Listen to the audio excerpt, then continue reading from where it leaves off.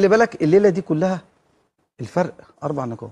يعني الاهلي لو كسب ماتشه المؤجل، واخد بالك، هيبقى الفرق بينه وبين الزمالك 4 نقاط ولا 5 نقاط يا جماعه؟ لا 4 4 نقاط. هو فرق 7 دلوقتي، بس الاهلي ماتشه مؤجل بالظبط كده 4 نقاط. يعني لو الاهلي والزمالك ماتشهم مع بعض، يعني الدنيا ممكن جداً تختلف خالص. حلو جدا. ده بقى الاهلاويه عايشين عليه. هنكسب الزمالك يبقى فرق نقطه واحده وناخد الدوري. حلو قوي. زي ما كانوا عايشين هيكسبوا 3-0 اقل حاجه، لو 5-6 يبقى كويس. 3 مش هشجعه.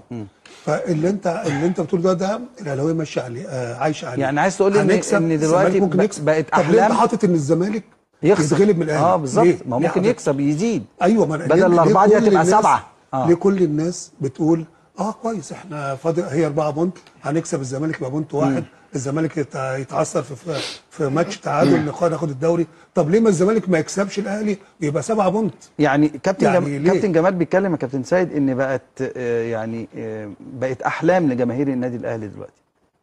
كلام احلام، يعني الاهلي يكسب الزمالك فيبقى نقطه. هو على كلامه يعني بيقول ان بقت احلام للنادي الاهلي، مع ان النادي الاهلي دايما هو واقع قوي جدا جدا جدا ومؤثر وظاهر.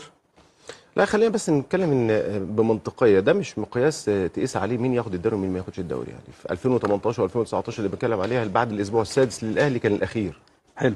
الاهلي كان الاخير، مش كان 15، كان الاخير. في 2018 2019 الاسبوع الكام يا استاذ؟ السادس. السادس كنا عدينا الاسبوع السادس واحنا رايحين نلعب الاسبوع السابع. يعني ده مش السادس بس، ده السابع كمان، بعد ما لعبنا 7 ماتشات. كان ماتش المقاولين العرب كان تقريبا في اواخر 30/11 ولا حاجه كده 2018، وكنا الاخير وخدنا الدوري. المقلق لو بنتكلم كلام منطقي بس، يعني المقلق هو حاله الاهلي.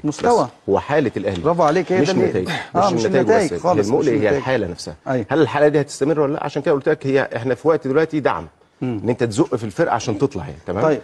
لكن احنا عايشين على ان احنا نكسب الزمالك او نخسر. انت ما بتعيش عشان تكسب ماتش يعني. طيب. وده فرق عقليات. ان انا مش طب كسبت الزمالك وخسرت الدوري، ايه الميزه؟